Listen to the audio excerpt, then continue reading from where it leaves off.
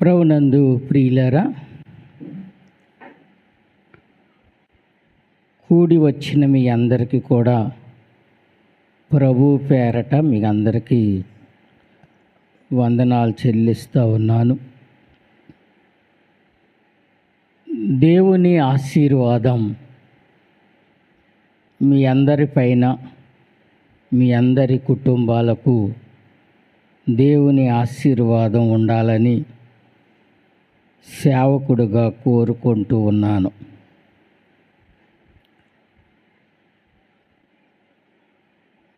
దేవుని యొక్క వాక్యాన్ని ధ్యానం చేయడానికి ప్రతి ఒక్కరు కూడా మీ హృదయాలు వాక్యం వైపు ఉంచాలని,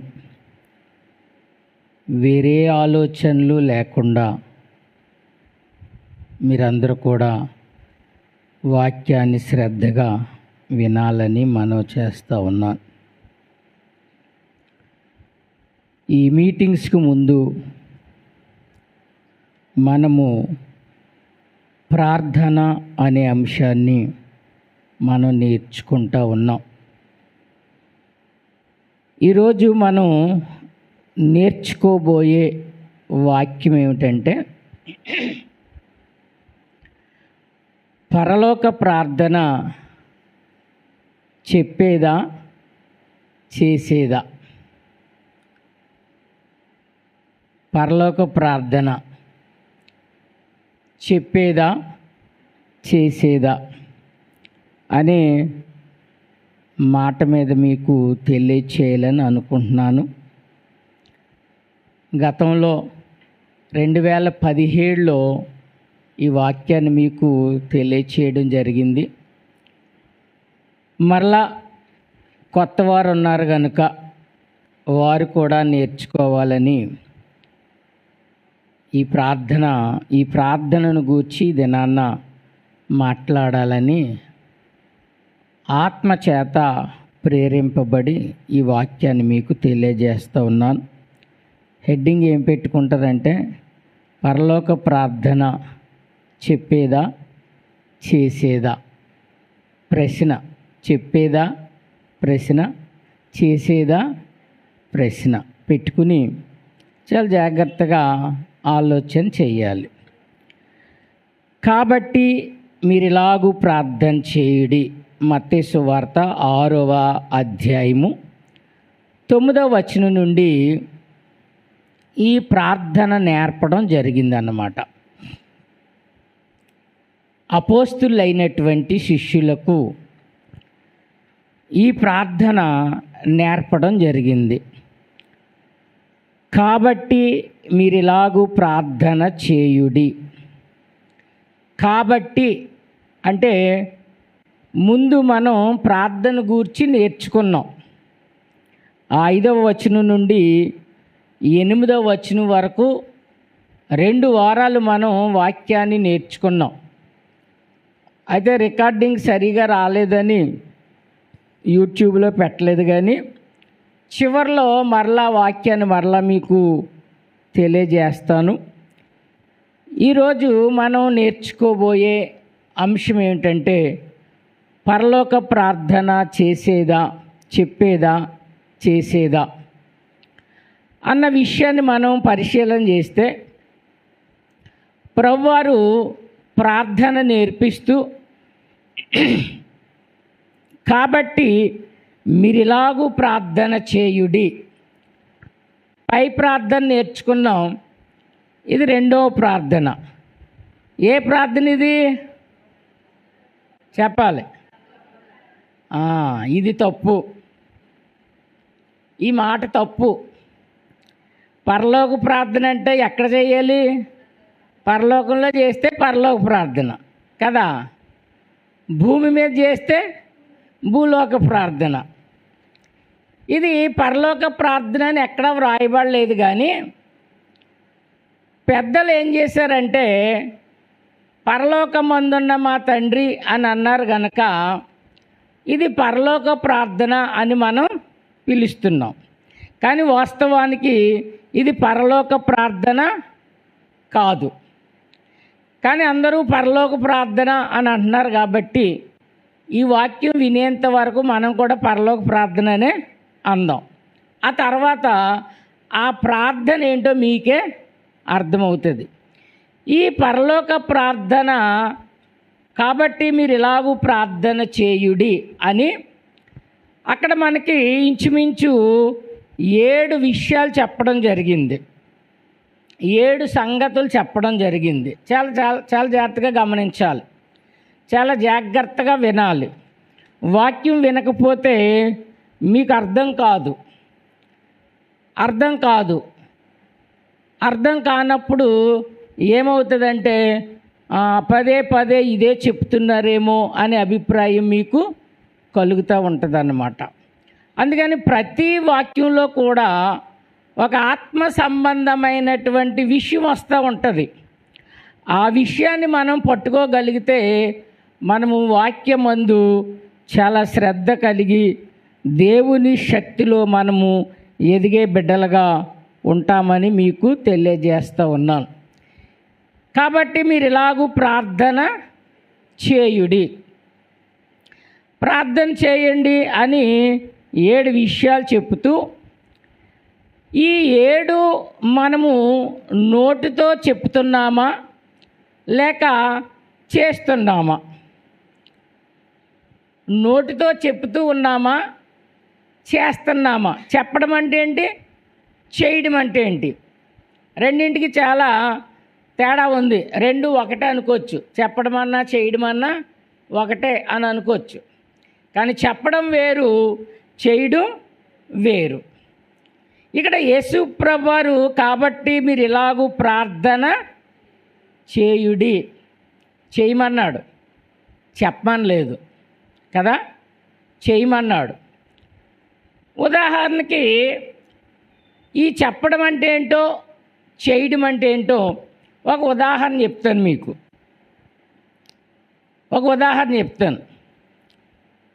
ఎవరైనా ఒక అమ్మాయికి వివాహం జరిగింది అనుకోండి. వివాహం జరిగిన తర్వాత ఈ భార్య భర్తలు హైదరాబాద్ వెళ్ళిపోయారు. వీళ్ళు వేరే సంసారం పెట్టారు. భర్త అన్నాడు, నేను వచ్చేసరికి సాయంకాలం వచ్చేసరికి పకోడీ వండించు అని కోరాడు. కోరినప్పుడు ఈ అమ్మాయికి ఏం రాదు, పకోడీ వండడం రాదు. అప్పుడు తల్లికి ఫోన్ చేసిందన్నమాట. తల్లికి ఫోన్ చేస్తే తల్లి చెప్పింది సెలలో. ఫోన్లో ఎప్పుడు మనకి పలావ్ చేయడం రాదనుకోండి, వేరే విషయం చెప్తే నీకు అర్థమయ్యేలా. మనకు పలావ్ చేయడం రాదు. ఎందులో చూస్తాం? యూట్యూబ్లో చూస్తాం. చూసి ఆ యూట్యూబ్లో చెప్తారు, ఇది ఇలా చెయ్యాలి, ఉల్లిపాయలు తరగాలి, బియ్యాన్ని ఇలా నానబెట్టాలి, మాంసాన్ని ఇలా చేయాలి, ఇవన్నీ చెప్పారు. చెప్పడం ఆవిడ చెప్పిందనమాట. చెప్పిన తర్వాత ఇప్పుడు నువ్వు ఫాలో చేయాలనుకున్నావు. ఇప్పుడు వంటగదిలోకి వెళ్ళి స్టవ్ దగ్గర నిలబడి ఆవిడ చెప్పినవన్నీ చెప్పారు అనుకోండి, స్టవ్కి పలావ్ తయారవుతుందా? ఆవిడ చెప్పిందే మళ్ళీ ఏం చేశారు మీరు? వంటగదిలో నుంచి చెప్పారు. మరి పలావ్ అవ్వాలి కదా. ఆవిడ చెప్పిందే మీరు మరలా చెప్తే ఏమవ్వదు, పలావ్ అవ్వదు. ఆవిడ చెప్పినట్లుగా మీరు చేస్తే, అర్థమైందండి? చెప్పడం అంటే చేయడం అంటే. ఇప్పుడు చెప్పేసింది. ఇప్పుడు చెప్పడం అంటే అమ్మ ఇది ఇలా చెయ్యాలి, అలా చెయ్యాలి అని చెప్పడం. అది నువ్వు చెయ్యాలి అని అంటే దాని ప్రకారంగా వస్తువులన్నీ తెచ్చుకొని చేస్తే అప్పుడు నువ్వు చేసినట్లు. చెప్పినట్లు కాదు, చేసినట్లు. ఇప్పుడు ప్రభువారు ఏం చెప్పారు? కాబట్టి మీరు ఇలాగూ ప్రార్థన చేయుడి, చేయమన్నాడు అంతే. చేయమంటే మనం ఏం చేస్తున్నామంటే ప్రార్థన అయిపోయిన వెంటనే ఆయన చెప్పిందే మళ్ళా మళ్ళా చెప్తున్నాం. అంటే మరి చేసేదేది, చేయాల్సిందేది? ప్రార్థన అయిపోతుంది, అయిపోగానే పరలోక ప్రార్థన చెప్పుకుందాం అనగానే మనందరం ఏం చేస్తున్నారంటే, పరలోకమందున మా తండ్రి నీ నామం పరిశుద్ధపరచబడును గాక, నీ రాజ్యం వచ్చును గాక అని ఆయన ఏదైతే చెప్పాడో దాన్నే మళ్ళా మనం రిపీట్గా చెప్తున్నాం, కానీ అది చేయడం లేదు. ప్రార్థన చేసేదిగా ఉండాలి, చెప్పేదిగా ఉండకూడదు. ఇప్పుడు అర్థమైంది కదండి, చెప్పడం అంటే ఏంటో, చేయడం అంటే ఏంటో. ఇప్పుడు ఆయన ఏమంటున్నాడంటే, మొదటి విషయం, పరలోకమందున్న మా తండ్రి నీ నామము పరిశుద్ధపరచబడును గాక. ఈ గాక పని, ఈ గాకాలోనే ఉంది పని, మనం చేయాల్సిన పని ఏంటి? ఏం చెయ్యాలి? ఏమంటున్నాడు అక్కడ? నీ నామము పరిశుద్ధపరచబడును గాక. అంటే ఎవరు పరిశుద్ధపరచాలి? ఆయన నామాన్ని ఎవరు పరిశుద్ధపరచాలి? ఎవరు? గట్టిగా ఎవరు? మనమే. మనమే అనే కంటే నేనే. మనము అంటే ఇక్కడ అందరం ఉన్నాం కాబట్టి మనము అని అంటున్నాం, కానీ వాక్యం దగ్గరికి వచ్చేసరికి నేనే. ఇప్పుడు ఒక విషయం చెప్తూ ఉన్నాడు, పరలోకమందున్న మా తండ్రి. ఎందుకు ఆ మాట చెప్తూ ఉన్నాడంటే, మనం పరలోకమందున్నటువంటి తండ్రిని మర్చిపోతామేమో అని యేసు ప్రభువే అనే భావనలో మనం ఉంటామని యేసు ప్రభువారు అన్నారు, పరలోకంలో మనకొక తండ్రి ఉన్నాడు, తండ్రి ఉన్నాడు. చాలామంది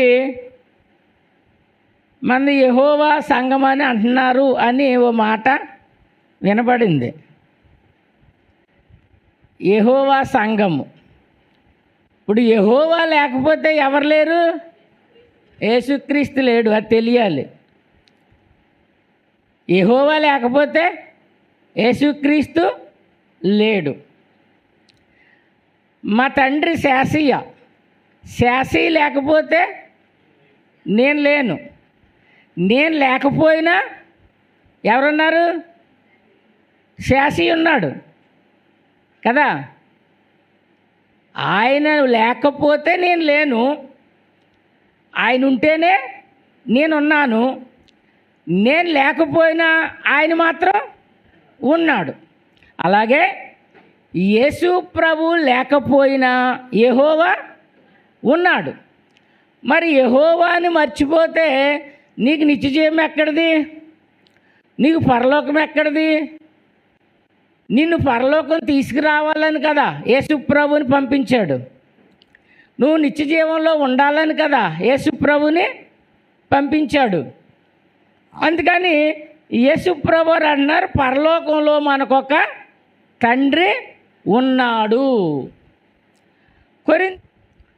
కొరింథీయులకు రాసిన మొదటి పత్రిక 8వ అధ్యాయం 6వ వచనం, ఆకాశమందైనను భూమి మీదనైనను దేవుళ్ళు అనబడిన వారు ఉన్నను మనకు ఒక్కడే దేవుడున్నాడు, ఆయన తండ్రి.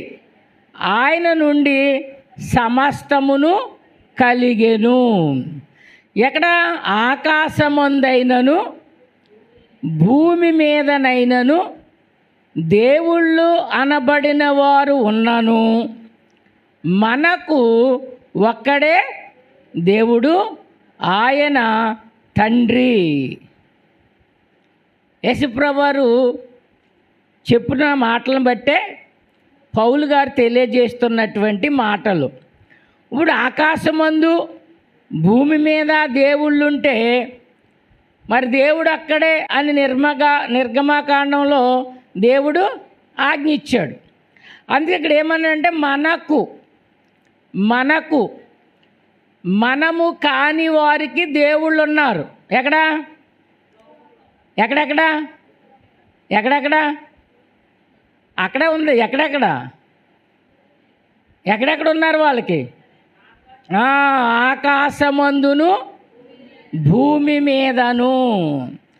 ఆకాశంలో దేవుళ్ళు ఎవరు వాళ్ళకి? సూర్యుడు, చంద్రుడు, నక్షత్రాలు, ఇవన్నీ ఆకాశంలో ఉండే దేవుళ్ళు. భూమి మీద దేవుళ్ళు ఎవరు? కనబడ్డ రాయి, కనబడ్డ చెట్టు, ప్రతిదీ దేవుడే వాళ్ళకి. ఎవరికి? మనము కాని వారికి. మనకైతే అంటే ఈ 4 గోడల మధ్యలో ఉన్న మనం మాట్లాడుకుంటున్నాం, వేరే సంఘాలను వదిలేయండి. మనకైతే, ఈ సంఘంలో ఉన్న మనకైతే ఎవరట? ఒక్కడే దేవుడున్నాడు. ఆయన మనకు తండ్రి. మనకైనా యేసుప్రభు కూడానా? యేసుప్రభు కూడా తండ్రి. అందుకే పరలోకమందున్న మా తండ్రి అన్నాడు అనమాట. ఆయన మనకు ఒక్కడే దేవుడున్నాడు, ఆయన తండ్రి. ఆయన నుండి సమస్తమును కలిగెను, ఆయన నిమిత్తము మనము ఉన్నాము. ఇప్పుడు దేవుళ్ళు ఎంతమంది? ఒక్కడే. మరి యేసు ప్రభువుని గురించి ఏం చెప్తున్నాడు పౌలు గారు అంటే, మరియు అంటే రెండో విషయం చెప్తున్నాడు. తండ్రిని గురించి చెప్పాడు, మరియు అని కుమారుని గురించి చెప్తున్నాడు. మనకు ప్రభువు ఒక్కడే,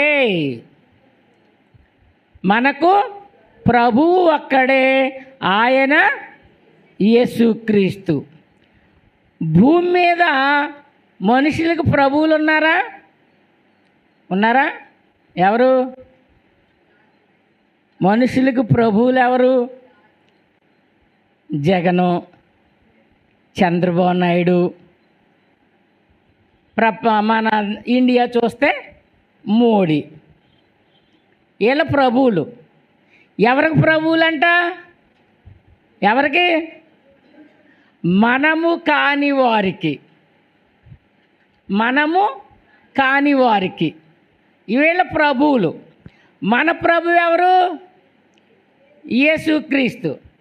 అప్పుడు రేషన్ బియ్యం తెచ్చుకోవచ్చా?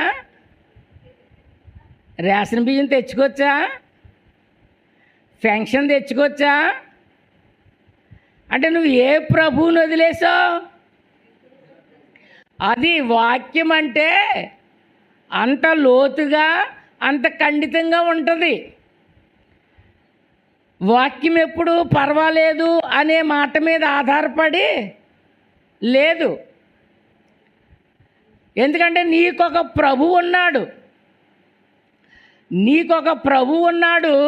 ఆ ప్రభువు పరిపాలనలోనికి నీవు వచ్చావన్నమాట.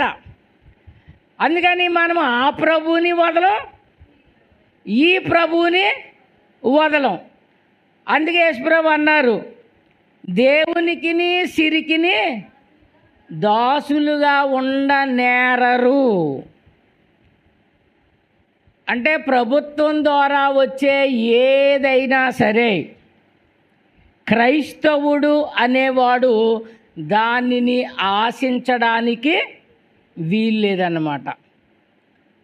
అందుకే జగన్ గారు పాస్టర్లందరికీ 5,000 వేస్తానంటే నేను తీసుకోలేదు.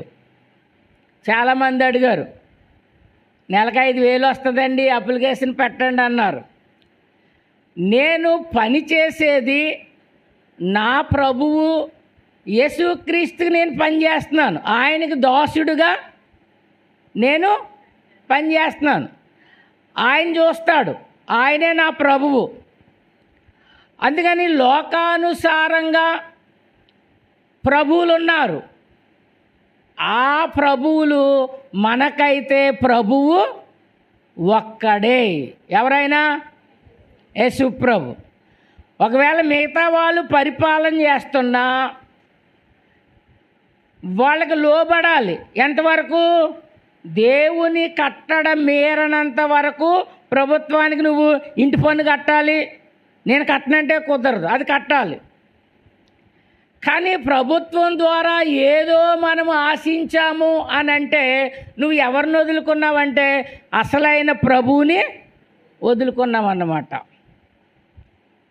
అందుకే క్రైస్తవ జీవితం చాలా జాగ్రత్తగా ఉండాలి. పేతురు గారు అన్నారు, మీరు వేరే బ్రతకండి, లోకానికి వేరే బ్రతకండి. వేరే బ్రతకండి అంటే అడవిలోకి వెళ్ళిపోమని కాదు. లోకంలో ఉంటూ లోక అధికారులు పెట్టే ప్రబోధాలకు లోబడి వాళ్ళను మనం ప్రభువులు చేసుకుంటే మనకి ప్రభు యేసుక్రీస్తు అయ్యి ఉండడన్నమాట. అందుకే ఆయన అన్నారు, ఏం తిందుమా, ఏం త్రాగుదుమా, ఏమి ధరించుకుందుమా అని మీ దేహములో గూర్చి అయినను మీ ప్రాణములో గూర్చి అయినను మీరు ఆలోచన చెయ్యొద్దు. అవి నేను చూసుకుంటాను, అవి నేను మిమ్మల్ని పోషించుకుంటాను. ఆకాశ పక్షులను పోషిస్తున్నాను, మిమ్మల్ని పోషించలేనా? అడవిలో ఉన్న పువ్వుకున్నటువంటి వైభవం కంటే ఎక్కువ వైభవం నేను మీకు ఇస్తానన్నాడు. అందుకని క్రైస్తవుడుగా నిలబడాల్సిందే. ఒక చట్టం వచ్చింది ఇప్పుడు. ఏంటది? క్రైస్తవుడైతే వాడు ఎస్సీ కులానికి చెందడు, రిజర్వేషన్ పోతుంది అని ఆంధ్రప్రదేశ్ కోర్టు తీర్పు ఇచ్చింది. అలా కాదని మన వాళ్ళు మళ్ళా సుప్రీంకోర్టులో వేస్తున్నారు అనుకోండి. కానీ నేనైతే అనుకుంటాను ఆ చట్టం ఖచ్చితంగా రావాలనే కోరుకుంటాను. ఆ చట్టం ఎప్పుడైతే వచ్చిందో నిజమైన క్రైస్తవులు ఎవరో నిలబడతారు, నిజం లేని వాళ్ళు అందరూ తప్పిపోతారన్నమాట. ప్రవీణ్ పగడాల గారు చనిపోయే ముందు అన్నారు, ఒక చట్టం రాబోతుంది అని ముందుగానే చెప్పాడు ఆయన. ఈ చట్టం గూర్చే ప్రభుత్వం ఒక చట్టం తెస్తుంది, అప్పుడు నిజమైన క్రైస్తవులు ఎవరో బయటకు వచ్చేస్తారు, జాగ్రత్తగా ఉండండి అని ఆయన చివరి మెసేజ్లో చెప్పడం జరిగింది. అలాగే మొన్న తీర్పు కూడా రావడం జరిగింది. క్రైస్తవులు అందరూ బాధపడ్డారు, కంగారు పడ్డారు. కానీ ఇలాంటి చట్టం ఒకటి వస్తుందని దేవుడు ఎప్పుడో మనకు తెలియజేశాడు. కనుక ఇప్పుడు దేవుడు ఎవరు? ఎంతమంది? ఎవరికైతే? మనకైతే ఒక్కడే దేవుడు, మనకైతే ఒక్కడే ప్రభువు. వాళ్ళకైతే చాలామంది ప్రభువులు ఉన్నారు, వాళ్ళకైతే చాలామంది దేవుళ్ళు ఉన్నారన్నమాట. అందుకని ఇక్కడ మనం ప్రభువారు ఏమంటున్నారంటే, పరలోకమందున్న మా తండ్రి, నీ నామము పరిశుద్ధపరచబడునుగాక. ఏమండి? ఇప్పుడు పరిశుద్ధపరచబడునుగాక అనే ఈ మాటలో నువ్వు చేయాల్సింది ఏముంది? నువ్వు చేయాల్సిన పరిస్థితి ఏముంది? ఆయన నామాన్ని నువ్వు పరిశుద్ధపరిచే పని నీకు అప్పగించాడు. ఇది పని, నువ్వు తిరిగి చెప్పడం కాదు. నీ నామం పరిశుద్ధపరచబడును గాక అని నీవు తిరిగి యేసు ప్రభు చెప్పిందే మళ్ళా నువ్వు దేవునికి చెప్పడం కాదు, నువ్వు ఒక పని చెయ్యాలి.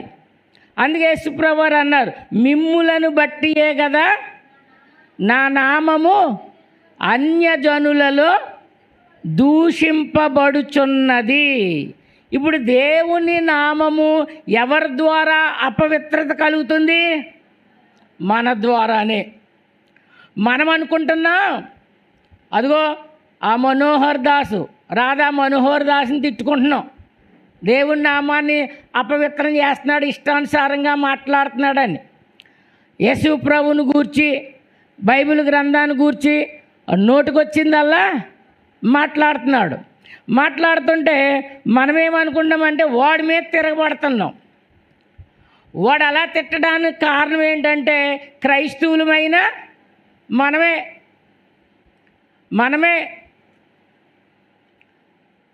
అంచేత దేవుని నామము నీ ద్వారా, మనము వదిలేయండి, నీ ద్వారా అపవిత్రపరచబడుతుందేమో మనం చూడాల్సిన ఏంటి అవసరం ఉందన్నమాట. ఆ పని నువ్వు చెయ్యాలన్నమాట. ఇక్కడ చూడండి, యెహెజ్కేలు గ్రంథము 20వ అధ్యాయము 39వ వచనాన్ని చదువుతున్నాను చూడండి. తీశారు అందరూ? యెహెజ్కేలు గ్రంథము 20వ అధ్యాయము 39వ వచనం. ఇశ్రాయేలు ఇంటి వారులారా, మీరు నా మాట వినని ఎడలా. ఎవరు చెప్తున్నారు ఈ మాట? ఇశ్రాయేలీలు చెప్తూ ఉన్నారు. ఎవరు చెప్తున్నారు? యెహోవా చెప్తూ ఉన్నాడు యెహెజ్కేలు ద్వారా. ఏమని చెప్తున్నాడంటే, ఇశ్రాయేలు ఇంటి వారులారా, మీరు నా మాట వినని ఎడలా. మనం ఎందుకు వచ్చామండి? మనం వినడానికి వచ్చామా? ఇప్పుడు వినాలా వినొద్దా? ఇశ్రాయేలీలతో అంటున్నాడు, నా మాట వినని ఎడల. ఎవరైతే నా మాట వినకూడదు అని అనుకుంటున్నారో, ఎవరైతే నన్ను దేవుడిగా అంగీకరించడానికి మీరు ఇష్టపడడం లేదో, ఎవరైతే నా ప్రజలుగా మీరు ఉండకూడదని అనుకుంటున్నారో, అలాంటి వారికి నేను ఏం చెప్తున్నానంటే, మీరు పెట్టుకొనిన విగ్రహములను మీకు ఇష్టమైనట్టుగా పూజించుకొనుడి. ఇశ్రాయేలీలతో మాట్లాడుతూ ఉన్నాడు. చూడండి చాలా జాగ్రత్తగా. ఆయన నామము ఎలా అపవిత్రపరుస్తున్నారో, అలా అపవిత్రపరిచే గుంపులో ఉన్నావా, లేకపోతే పరిశుద్ధపరిచే గుంపులో ఉన్నావా? ఇశ్రాయేలు ఇంటి వారులారా, మీరు నా మాట వినని ఎడల మీరు పెట్టుకొనిన విగ్రహములను మీకు ఇష్టమైనట్టుగా పూజించుకొనుడి గాని, మీ అర్పణల చేతను మీ విగ్రహముల చేతను నా పరిశుద్ధ నామమును అపవిత్రపరచకుడి. ఇప్పుడు అపవిత్రం ఎక్కడ జరుగుతుంది? ఎవరి ద్వారా జరుగుతుంది? చెప్పాలి గట్టిగా. అక్కడ చెప్పడం ముందు, అప్పుడు తర్వాత మనం ఆపాదించుకుందాం. ఇశ్రాయేలీల ద్వారా. ముందు అక్కడ చూద్దాం, తర్వాత మన దగ్గరకు వద్దాం. ఏమన్నాడు? మీరు పెట్టుకొనిన విగ్రహములను. దేవుడిచ్చిన ఆజ్ఞ ఏంటి? నీ దేవుడైన యెహోవా నేను తప్ప వేరొక దేవుడు మీకు ఉండకూడదు. పైన ఆకాశం అందే కానీ, క్రింద భూమి అందే కానీ, భూమి కింద ఉన్న నీళ్ల యందే కానీ దేని రూపమునైనను విగ్రహమునైనను మీరు చేసుకొనకూడదు, వాటికి సాగిలపడకూడదు, వాటిని పూజింపకూడదు. అంత నేనే చెప్పాలి. మళ్ళీ సండే స్కూల్లో తెగ నేర్చేసుకున్నామంటాం. పెద్ద ఎదిగిన తర్వాత అంటారు, మేము పెద్దోళ్ళం అయిపోయాం కదండి, చిన్నప్పుడే వదిలేసామంటారు. డిగ్రీ చదివాం కదని చిన్నప్పుడు నేర్చుకున్న వాళ్ళు వదిలేయండి, ఏమవుతుంది? చిన్నప్పుడు వదలకూడదు. చిన్నప్పుడు ఏమి నేర్చుకున్నామో అది కడ వరకు ఉంటేనే నీకు వాక్యం అర్థమవుతుంది. ఏమన్నాడు? మీకు ఇష్టమైనట్టుగా పూజించుకోండి, మీ అర్పణలు అర్పించుకోండి, మీ విగ్రహాలను చేసుకోండి, కానీ నా పరిశుద్ధ నామమును అపవిత్రపరచకుడి అని ప్రభువైన యెహోవా సెలవిచ్చుచున్నాడు. ఇప్పుడు నామం ఎవరు అపవిత్రపరుస్తున్నారట? దేవుడేమో గొప్పగా ఇశ్రాయేలీలు నా ప్రజలు, ఇశ్రాయేలు నా కుమారుడు అని గొప్పగా చెప్పుకున్నాడు. అనేకమైనటువంటి ఇబ్బందుల నుండి తొలగించాడు. కానీ చివరికి వచ్చేసరికి వీళ్ళు ఏం చేస్తున్నారట, ఒక విగ్రహాన్ని పెట్టుకున్నారట. విగ్రహాన్ని పెట్టుకుని దానికి ఏ నామం పెట్టారు? ఏ నామం పెట్టారు? యెహోవా అనే నామం పెట్టారట. యెహోవా అనే నామం పెట్టారట. నిర్గమకాండము 32వ అధ్యాయము అక్కడ నేను చదువుతున్నాను, మీరు చూడండి. కొంచెం విషయం చెప్తాను. వీళ్ళు ఐగుప్తు దేశం నుండి బయటకు వచ్చి సీనాయి పర్వతం దగ్గరికి వచ్చిన తర్వాత దేవుడు అన్నాడు, నీకు ఆజ్ఞలు ఇస్తాను, ఈ సీనాయి పర్వతం పైకి రమ్మని అన్నాడు. రమ్మని అన్నప్పుడు ఈయన రావడం ఆలస్యం అయ్యిందట. ఎవరు రావడం? మోషే. కొండెక్కిన తర్వాత ఈ ఆజ్ఞలన్నీ ఇవ్వడానికి 40 దినాలు పట్టిందట. ఈ 40 దినాల్లో మోషే తిరిగి రాలేని సమయాన్ని చూసి ఇశ్రాయేలీలందరూ ఏం చేశారంటే, మనం తీసుకొచ్చిన మోషే ఏమయ్యాడో మనకు తెలియదు గనుక మీ ముక్కుల నుండి, మీ చెవుల నుండి, మీ మెడ నుండి బంగారము పట్టుకురండి అన్నాడట. ఎవరు? అహరోను. పట్టుకొని రండి అంటే వీళ్ళందరూ పట్టుకొచ్చారు. పట్టుకొచ్చి దానిని కరగేస్తే ఒక రూపం వచ్చిందట. ఏ రూపం? దూడ రూపం వచ్చిందట. ఆజ్ఞల్లో ఏం చెప్పాడు? దేని రూపమునైనను చేసుకొనకూడదు. వీళ్ళు ఏ రూపం చేశారు? దూడ రూపం చేసి ఏమంటున్నారంటే 32:4 అతడు వారి వద్దకు వాటిని తీసుకొని పొగరుతో రూపమును ఏర్పరిచి దానిని పోత పోసి దూడగా చేశాను. అప్పుడు వారు, ఓ ఇశ్రాయేలు, ఐగుప్తు దేశములో నుండి నిన్ను రప్పించిన నీ దేవుడు ఇదే అనిరట. దేని చూపించి? దూడ రూపాన్ని చూపించి ఐగుప్తు దేశంలో నుండి మిమ్మల్ని తీసుకొచ్చినటువంటి దేవుడు ఇదే అన్నారట. తీసుకొచ్చింది ఎవరు? తీసుకొచ్చింది ఎవరు? యెహోవా మోషే ద్వారా. ఇక్కడ వీళ్ళు ఎవరిని చూపిస్తున్నారు? దూడ బొమ్మను చూపిస్తున్నారు. ఇప్పుడు యెహోవా నామం ఏం చేశారు వీళ్ళు? అపవిత్రపరిచారు. ఒక బొమ్మని చేసి నువ్వే యెహోవావి అని అంటున్నారన్నమాట. అప్పుడు వాళ్ళు అంటున్నారు ఏమనంటే, అతడు వారి మధ్య వాటిని తీసుకొని వచ్చి, ఓ ఇశ్రాయేలు, ఐగుప్తు దేశంలో నిన్ను రప్పించిన నీ దేవుడు ఇదే అనిరి. అహరోను అది చూచి దాని ఎదుట ఒక బలిపీఠమును కట్టించెను. మరియు అహరోను రేపు యెహోవాకు పండుగ జరుగునని చాటింపగా ఏం చేశారటండి? దూడని చేసి ఇదిగో ఇదే యెహోవా అన్నారటండి. ఐగుప్తు దేశం నుండి అనేక ఆశ్చర్య కార్యాలు, అనేక అద్భుత కార్యాలు చేసి ఇశ్రాయేలీల్ని 40 చెమట పట్టకుండా, చెప్పులు కాళ్ళు అరగకుండా, బట్టలు చెరగకుండా అంతలా భద్రపరిచి అలా కాపాడుకుని తీసుకొచ్చిన తర్వాత వీళ్ళు ఏమన్నారంటే, ఒక దూడని చూపించి నువ్వేమో యెహోవావి అన్నారన్నమాట. ఇప్పుడు యెహోవా నామం ఏమైందటండి? అపవిత్రపరచబడింది. అందుకే యెహెజ్కేలు గ్రంథంలో అంటున్నాడు, మీరు విగ్రహాలు చేసుకోండి, మీకు ఇష్టమైనట్టుగా నైవేద్యాలు చెల్లించండి, అర్పణలు అర్పించుకోండి, బలులు అర్పించుకోండి. కానీ ఏమంటున్నాడు? నా నామాన్ని అపవిత్రపరచొద్దు. అందుకని యేసుప్రభువు వారు నీ నామము పరిశుద్ధపరచబడు గాక. ఆ గాక అనే పదంలో నీవు దేవుని నామాన్ని ఎక్కడైనా అవమానపరుస్తున్నావేమో. అలా అవమానపరచకుండా నీవు బ్రతకమనే ఒక పని నీకు అప్పగించాడు. ఒక పని నీకు అప్పగించాడు.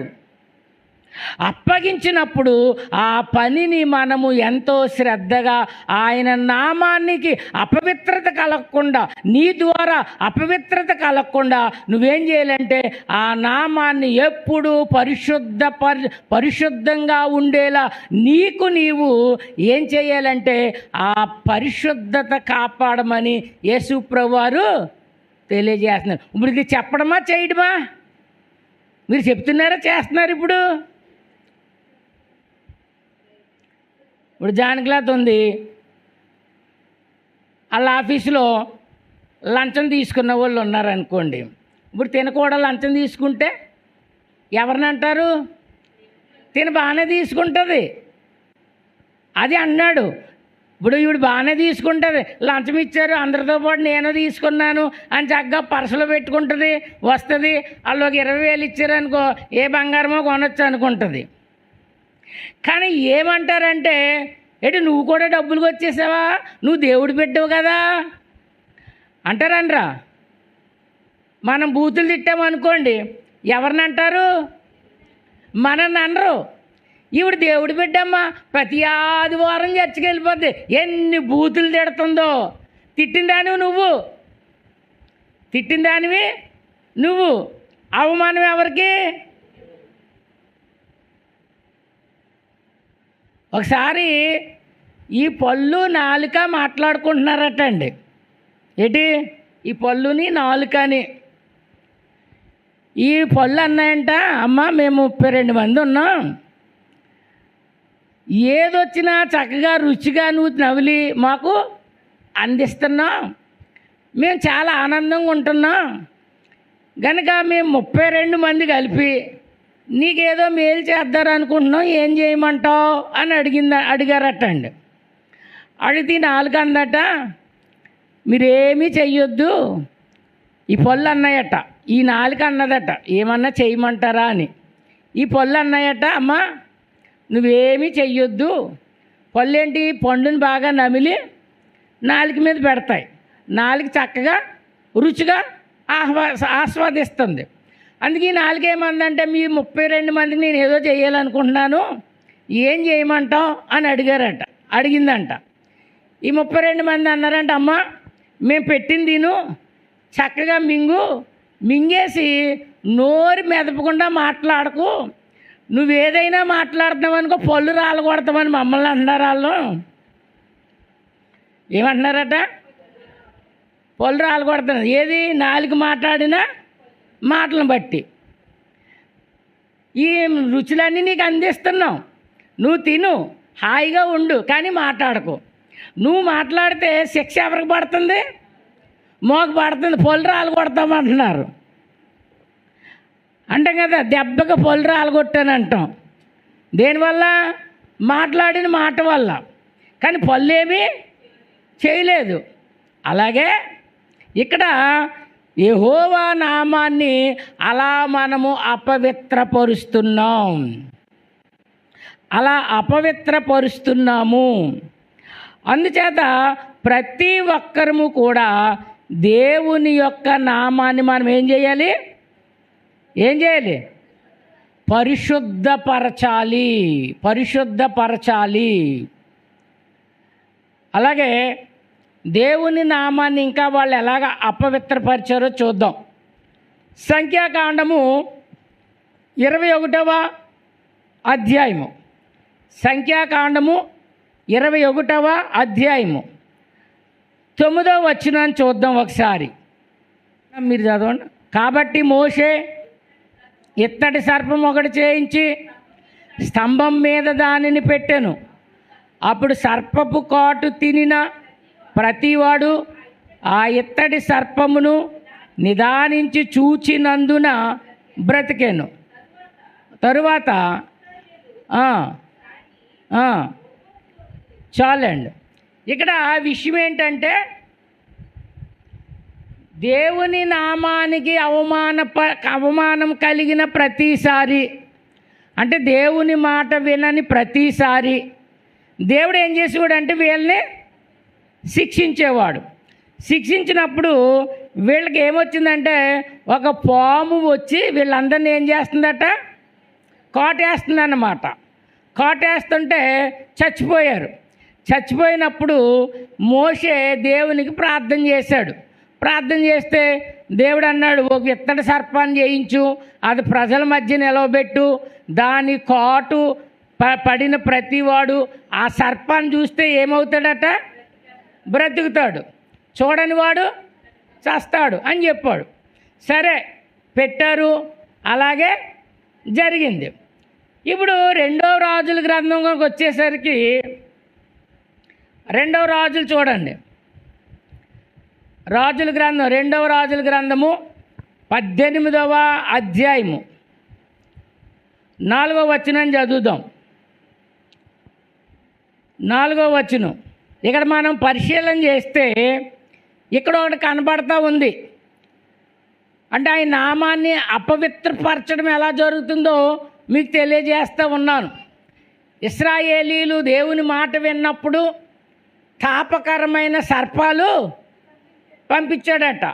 పంపిస్తే ఇశ్రాయేలీలందరినీ కోటేస్తుంటే కోటేసిన ప్రతివాడు చనిపోతున్నాడు. అప్పుడు మోషే ప్రార్థన చేస్తే అప్పుడు దేవుడు అన్నాడు, ఒక ఇత్తడి సర్పాన్ని చేయించు, దాన్ని స్తంభంగా నిలబెట్టు, ఈ పాము కోట తిన్న ప్రతివాడు దానిని నిదానించి చూస్తే వాడు ఏమవుతాడు? బ్రతుకుతాడు అని చెప్పాడు. చెప్పినప్పుడు ఇశ్రాయేలీలు అది జరిగింది. ఎవడైతే పాము కాటు పడ్డాడో ఆ ఇత్తడి సర్పం వైపు చూసినప్పుడు వాడు బ్రతికాడు. అంతే, అక్కడితో అయిపోయింది. ఇప్పుడు ఇశ్రాయేలీలు ఏం చేశారంటే కొంతకాలం తర్వాత ఆ యొక్క సర్పాన్ని తెచ్చి పేరు మార్చారు. ఏమని? నెహుష్టాను అని పేరు మార్చి ఇప్పుడు పూజలన్నీ దానికి చేయడం మొదలుపెట్టారన్నమాట.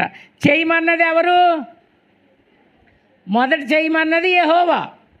కానీ అది అయిపోయిన తర్వాత మళ్ళా వీళ్ళు ఏం చేశారంటే దానిని జాగ్రత్తగా తెచ్చి దానిని పేరు మార్చి దానికి పూజలు చేయడం మొదలుపెట్టారన్నమాట ఇశ్రాయేలీలు. ఇశ్రాయేలీలు నా ప్రజలు అని అనుకుంటున్నప్పుడు ఈ ఇశ్రాయేలు ప్రజలందరూ ఏం చేస్తున్నారంటే దేవుని నామాన్ని అవమానపరుస్తూ ఉన్నారు. అందుకని యేసుప్రభువారు అన్నారు, పరలోకమందున్న మా తండ్రి నీ నామము పరిశుద్ధపరచబడుగాక అని శిష్యులకు చెప్పిన ఆ ప్రార్థనలో శిష్యులు ఏం చేస్తున్నారంటే ఆయన నామాన్ని పరుస్తూ ఉన్నారన్నమాట. ఇప్పుడు పరిశుద్ధపరచడం పనా చెప్పడమా చేయడం. నువ్వు 10 మందిలో ఉన్నా, నువ్వు 20 మందిలో ఉన్నా, నువ్వు 30 మందిలో ఉన్నా, నీవు ఒక ప్రత్యేకంగా కనబడితే నిన్ను బట్టి నీ దేవుని నామము పరిశుద్ధపరచబడతా ఉంది. నిన్ను బట్టి నీ దేవుని నామం ఘనపరచబడతా ఉంది. అదే స్తుతి ఆరాధన అంటే. స్తుతి ఆరాధన అనంటే మనం 2 చేతులు పైకెక్కి ఇలా ఊగుతూ వాయిద్యాలు వాయించుకుంటూ పాటలు పాడుతూ ఉన్నప్పుడు మన శరీరం ఉద్రేకం పొందుతుంది, కానీ ఆత్మ మాత్రం బలపడదు. అందుకే దేవుడు అన్నాడు, నేను అల్లరికి కర్త కాను, సియోనులో మౌనముగా ఉండుట దేవునికి స్తుతి చెల్లించుటయే. దేవుని నామాన్ని నువ్వు పరిశుద్ధపరచాలి. నీ ద్వారా ఎక్కడైనా అపవిత్రపరచబడుతుందేమో ఎప్పటికప్పుడు నువ్వు పరిశీలన చేసుకుంటూ ఉండాలి. దేవుడిని ఏ స్థాయిలో నిలబెట్టాడో ఆ స్థాయిలోనే ఉండాలి. నువ్వు ఒక పెళ్ళికి వెళ్ళావు, నేను ఒక పెళ్ళికి వెళ్ళాను అనుకోండి. పెళ్ళికి వెళ్ళినప్పుడు నేను ఫ్రెండ్స్ వచ్చారు కదా అని చివరిని కూర్చున్నాను అనుకోండి, నాకు ఏమని విలువ ఉంటుందా? విలువ ఉండదు. కానీ ఆయన ఇచ్చిన స్థానంలోనే నిలవబడి ఆయనను ఘనపరిచే స్థితిలో నేను ఉన్నాను అనుకోండి, నాతో కలిసి తిరిగిన వాళ్ళందరూ ఏమంటారంటే ఒకప్పుడు మాతో ఉండేవాడు, ఇప్పుడు దేవుని ఆశీర్వాదం చేత స్టేజీ పైన ఎక్కాడు, దేవుని నామాన్ని ఘనపరుస్తూ ఉన్నాడు. ఒకప్పుడు మాతో తిరిగాడు, మాతో తిన్నాడు, కానీ ఆ స్థాయికి వెళ్ళిన తర్వాత దేవుని నామాన్ని ఘనపరుస్తూ ఉన్నాడు. బెంగళూరు నుంచి ఒక ఫ్రెండ్ వచ్చాడు, వచ్చి ఫోన్ చేశాడు, నేను పలానా లాడ్జిలో ఉన్నాను, చాలా కాలం అయింది మిమ్మల్ని చూసి. చిన్నప్పుడు 10th క్లాస్ ఫ్రెండ్ వచ్చి ఫోన్ చేస్తే నేను వెళ్ళాను. వెళ్ళేసరికి నాతో చదువుకున్న వాళ్ళు 4 ఉన్నారు, మందు అది వేసుకుని తాగుతున్నారు అన్నమాట. నన్ను రమ్మన్నారు, నేను వెళ్ళాను. నేను డోర్ కొట్టగానే ఆ కిటికీ సందులో నుంచి, ఒరే శామ్ వచ్చాడు, పక్కనెట్టండి అంటున్నారు. ఎక్కడొచ్చింది ఈ గౌరవం? దేవునిలో మనం ఉన్నాం కనుక ఆయన నామానికి ఘనత వచ్చేలా మనము నడుచుకుంటున్నాం కనుక. పర్లేదురా నాకు ఏంట్రా అన్నాను అనుకోండి, ఏమైపోయింది? పాపం అయిపోయింది. దేవుని నామం అవమానపరచబడ్డది. క్రైస్తవులందరూ ఎలాగుంటారేమో అనే అభిప్రాయం వాళ్ళకి వస్తుందన్నమాట. అందుకని దేవుని ప్రజలమైనటువంటి మనకే ఈ ప్రార్థన, ఇది పరలోక ప్రార్థన అంటారో ఏ ప్రార్థన అంటారో తర్వాత మీరు పేరు పెట్టుకోండి, కానీ ఈ ప్రార్థనలో నువ్వు చెప్పేదానిగా ఉంటున్నావా, ఆ ప్రార్థన చేసేదానిగా ఉంటున్నావా? అది ఈరోజు మీ ప్రశ్న. మీ ద్వారా ఎక్కడైనా నామము అవమానపరచబడుతూ ఉన్నట్లయితే అప్పుడు మీరు పరలోక ప్రార్థన చేసేవారు కాదన్నమాట. దేవుడు మొట్టమొదటిగా నీకు ఒక పని అప్పగించాడు. ప్రార్థన అంటే చెప్పడం కాదు, ఏంటి?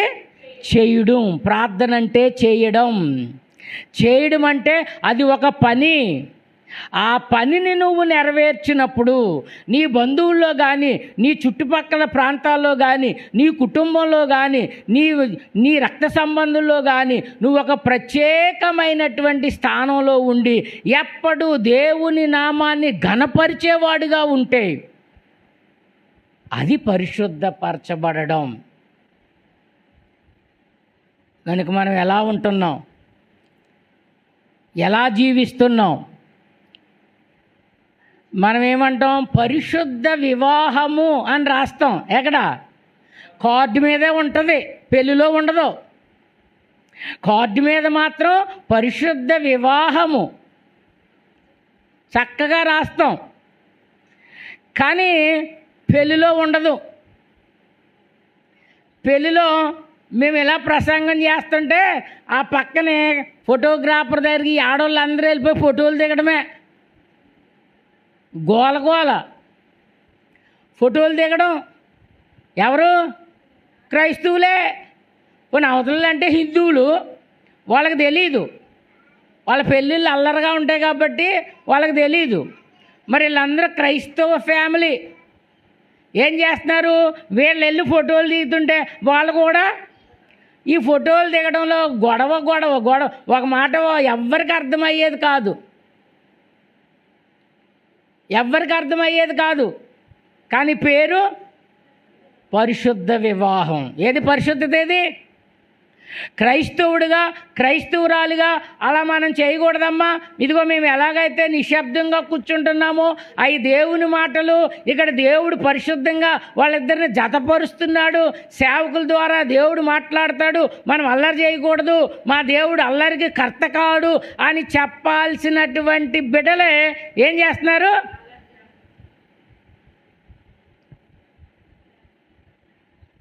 ఫోటో తీస్తారు. ఫోటోగ్రాఫర్లు ఎంతమంది ఉంటారంటే మొత్తం 10 మంది ఉంటారు. ఏమండి ఇప్పుడు బాగా ఫ్యాషన్ అయిపోయింది. ఫోటోలకి ఎంతో తెలుసు అంటండి, 2 లక్షలు అంటండి ఓన్లీ ఫోటోలకి. ఎప్పుడు? పెళ్ళి అవ్వకముందే ఫ్రీ వెడ్డింగ్ షూట్ అంట. అంటే ఈడు వెళ్ళిపోయి ఆ అమ్మాయి ఒళ్ళో పడుకుంటాడు, ఆవిడొచ్చి ఈ అమ్మాయి ఒళ్ళో పడుకుంటుంది. ఇష్టానుసారంగా ఆవిడని ఎత్తుకుంటుంది, ఆవిడేమో ఈయన్ని ఎత్తుకుంటుంది. ఇంకా పరిశుద్ధం ఏముందండి? పరిశుద్ధం అంటే ప్రార్థనాపూర్వకంగా ఇద్దరు శరీరాలను కలపడం కదా. మరి పరిశుద్ధంగా వివాహం జరగకముందే ₹1,00,000 ఇచ్చి నువ్వు సినిమా పాటలు పెట్టుకుని ఆ డ్యాన్స్ వేసేసి ఇది ఫ్రీ వెడ్డింగ్ షో అంటున్నారన్నమాట. దానికి 2,00,000 ఖర్చు. ఎంత దారుణంగా ఉన్నాయండి. క్రైస్తవులమే, క్రైస్తవ బిడలమే. ఎవరి వల్ల అవమానం జరుగుతుంది? మన వల్లనే అపవిత్రపరచబడతా ఉంది, అపవిత్రపరచబడతా ఉంది. చాలా జాగ్రత్త సుమా క్రైస్తవుడైతే. అందుకే పౌలు గారు అన్నారు, ఈ దుష్టలోకానికి వేరై బ్రతకండి.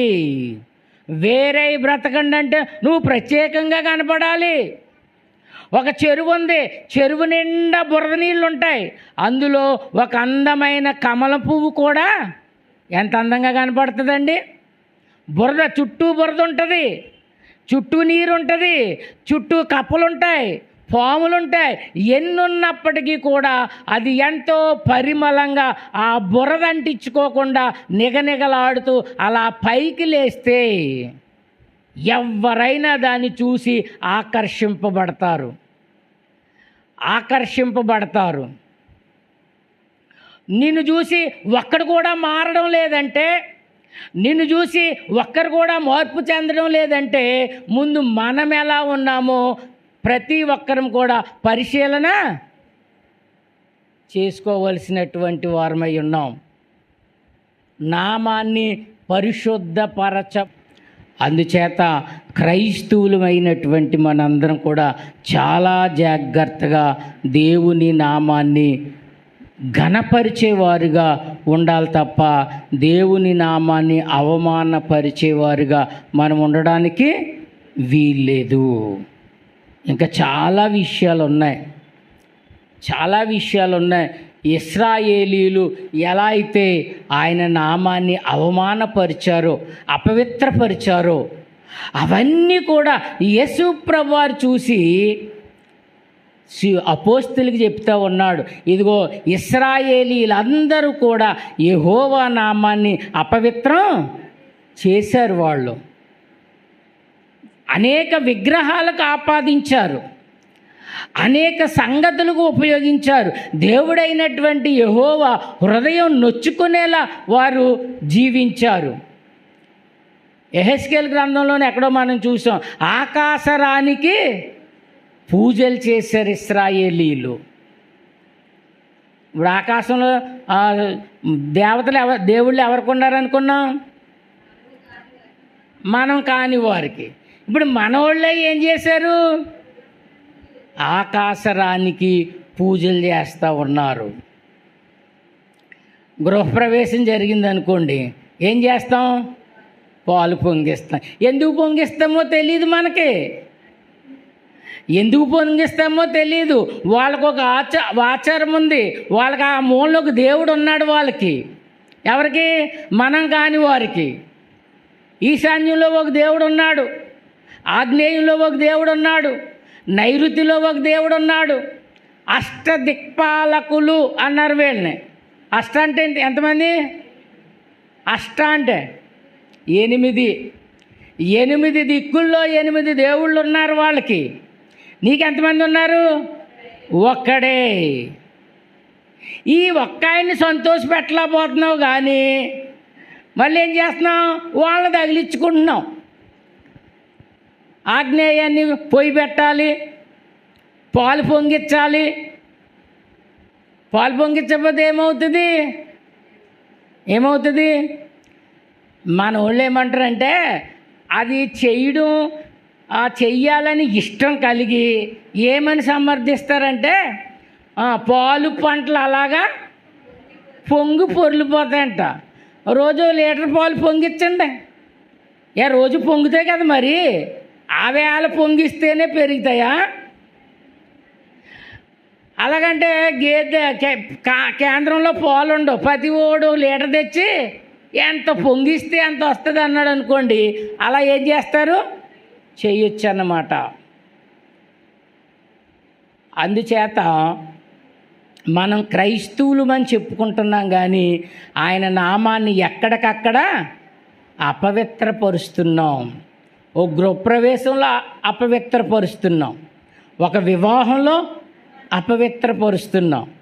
ఒక మనిషి చచ్చిపోతే మంగళవారం చచ్చిపోయాడు అనుకోండి, ఏం చేస్తారు తెలుసా?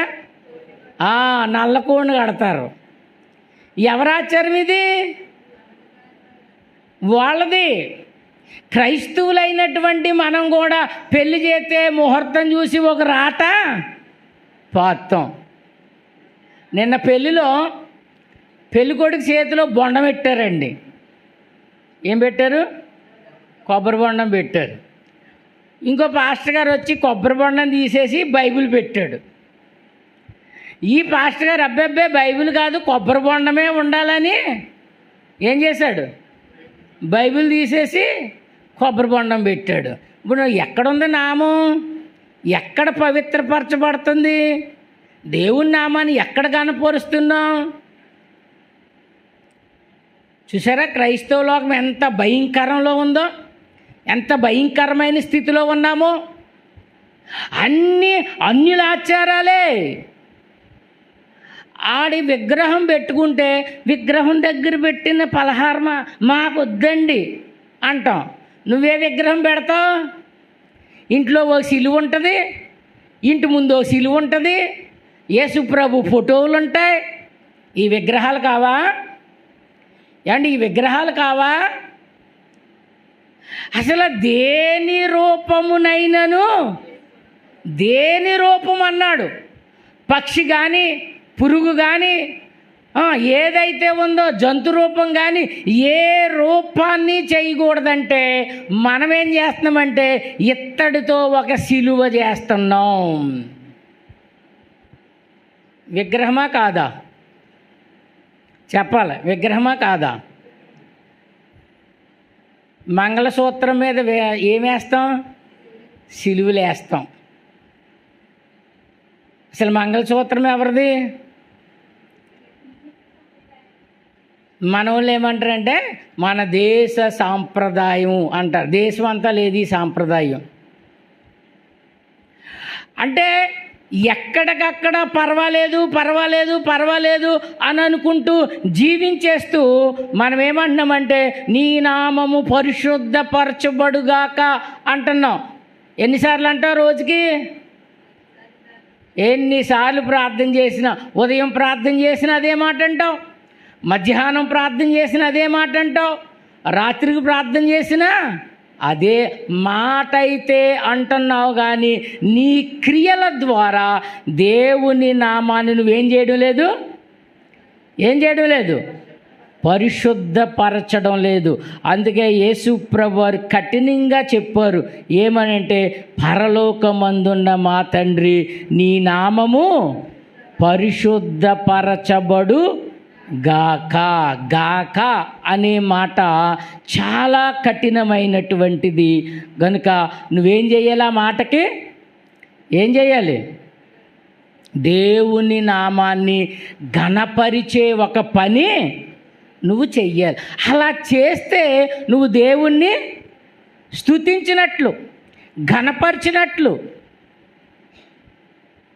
అలా చేస్తే, చెయ్యకపోతే నువ్వేం చేస్తున్నావంటే చెప్పిందే చెప్తున్నావు తప్ప నీ జీవితంలో దానిని ఒక క్రియారూపంగా చూపించలేకపోతా ఉన్నావు. కనుక నీ ద్వారా ఎక్కడైనా దేవుని నామము అపవిత్రపరచబడతా ఉందేమో, నీ మాట ద్వారా కానీ, నీ క్రియ ద్వారా కానీ, నీ చూపు ద్వారా కానీ, నీ ప్రవర్తన ద్వారా కానీ అలాంటి సందర్భం ఏదైనా నీకు కలిగితే నువ్వు వెంటనే మార్చుకొని దేవుని నామాన్ని ఘనపరిచే స్థితిలో నేను ఉండాలి, ఘనపరిచేవాడుగా నేను ఉండాలి, ఆయనను స్తుతించేవాడుగా నేను ఉండాలి. స్తుతి అంటే పాటలు పాడడం కాదు. స్తుతి అంటే ఆయన వేసిన ఆ చట్ట పరిధిలో నీవు ఉండడమే. ఇంటికి వెళ్ళిందారు చదవండి, 148వ కీర్తన చదివితే ఆకాశం ఆయనను స్తుతిస్తూ ఉన్నాయని చెప్తున్నాడు, సముద్రం ఆయనను స్తుతిస్తూ ఉందని చెప్తున్నాడు. ఆ వాటికి ఒక కట్టడి నియమించాడట. ఆ కట్టడ దాటి అవేవి కూడా బయటకు రావడం లేదు. అయితే దేవుడు క్రైస్తవులైనటువంటి మనకు కూడా ఒక చట్టాన్ని ఇచ్చాడు. ఆ చట్టాన్ని విడిచిపెట్టి మనం ఏం చేస్తున్నామంటే లోకంలో ఉన్న ప్రతి దానికి ఆశపడుతూ ప్రతి దాని విషయంలో కూడా ముందు మనమే ఉన్నాం. గనుక దేవుని నామాన్ని ఘనపరిచేవారుగా ఉండాలి. పరలోక ప్రార్థన అని నువ్వు అనుకుంటున్నావు. ఆ ప్రార్థనలో మొదటి విషయం ఏంటంటే ఆయన నామము పరిశుద్ధపరచబడుగాక అనే పని నువ్వు చేస్తే మొదటి వచనం దేవునిలో నీవు నెరవేర్చవన్నమాట. కనుక ప్రతి ఒక్కరం కూడా ఈ విషయాలు మనం తెలుసుకొని దేవుని యొక్క సన్నిధిలో మనము పరిపూర్ణ క్రైస్తవులుగా జీవించాలని దేవుని పేట మీకు తెలియజేస్తూ ముగిస్తూ ఉన్నాను. దేవుడి కొద్ది మాటలు దీవించునుగాక. ఆమేన్.